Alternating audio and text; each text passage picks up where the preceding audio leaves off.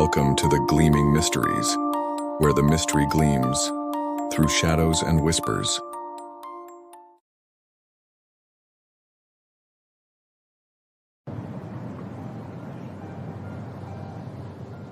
It began with hope. It ended in silence. A bold expedition across the Atlantic Ocean, chasing dreams of a new world.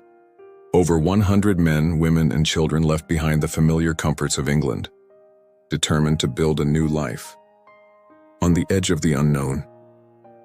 But suddenly this colony of men, women, and children vanished without a trace. Every person vanished. No signs of struggle, no graves, no remains, only one cryptic clue, a single word carved into a tree, Crowatoan. Was it a message? A destination? A warning? The forest whispered no answers. The shoreline held no footprints. This is not a legend. This is America's first true mystery, the story of the Lost Colony of Roanoke. Let's begin from how it started.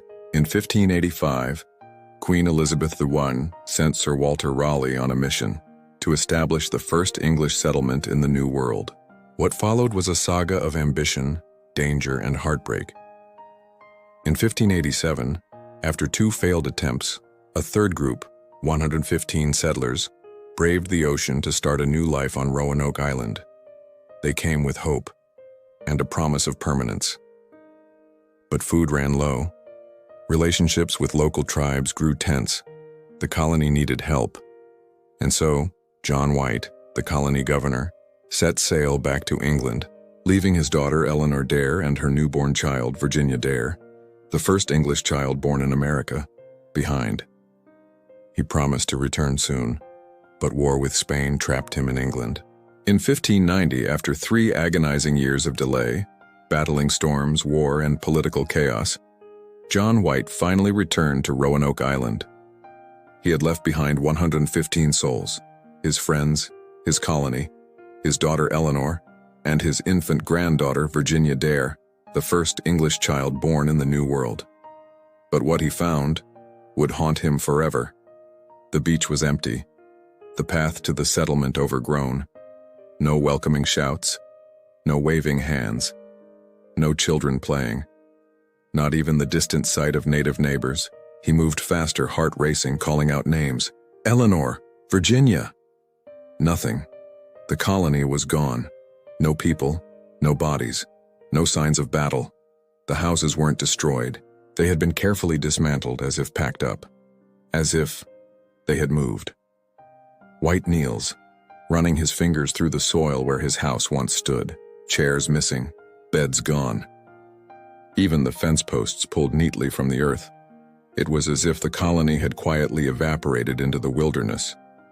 White searched for hours, then days. He ran to the woods. He scoured the beach. He checked nearby streams. He climbed trees, hoping to catch smoke from a fire in the distance. But there was no trail, no footprints, no sign of where 100 men, women, and children could have gone. Then, he saw it. Carved deep into a post of the palisade, one word, Croatoan, and nearby on a tree a second carving, a crow. White knew the word.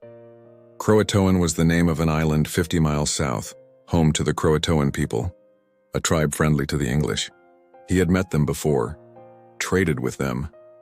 It was possible, maybe even likely, that the colonists had fled there for safety. But if it was so simple, why had they sent no word? Why hadn't they returned once the danger passed? Why carve the name in wood as if it were a final, desperate clue? John White begged the ship's captain and crew to sail to Croatoan, to follow the one clue left behind. But a violent storm forced the ship to turn back.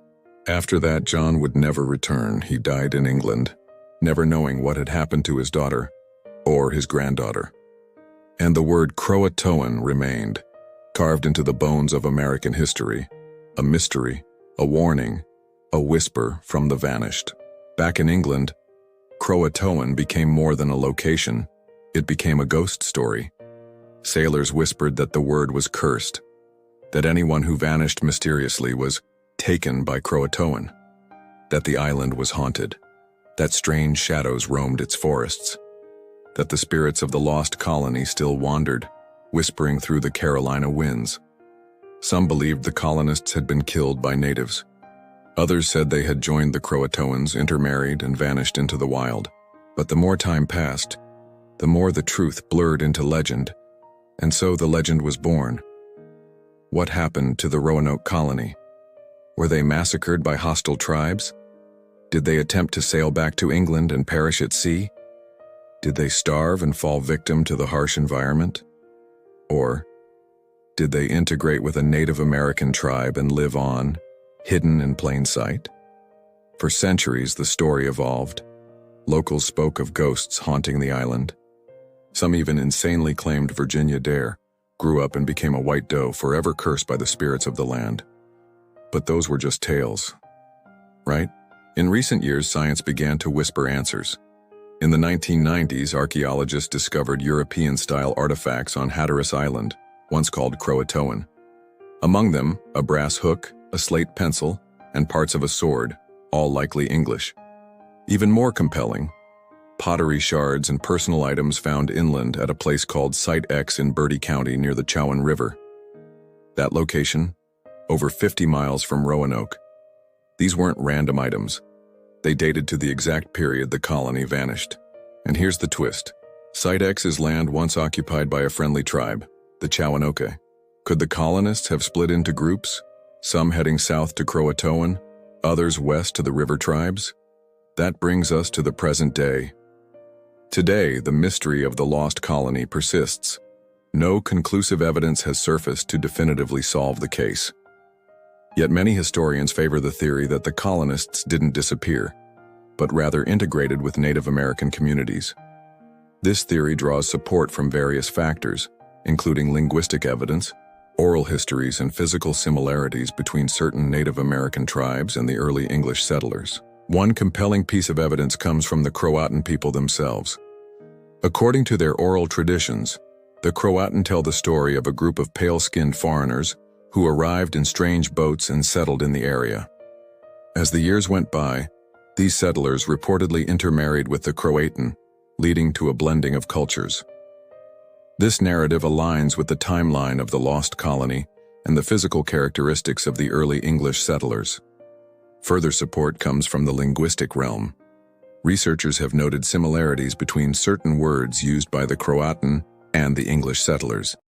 For instance, the word Crowatoan itself is believed to be a corruption of cor anglais, meaning heart English.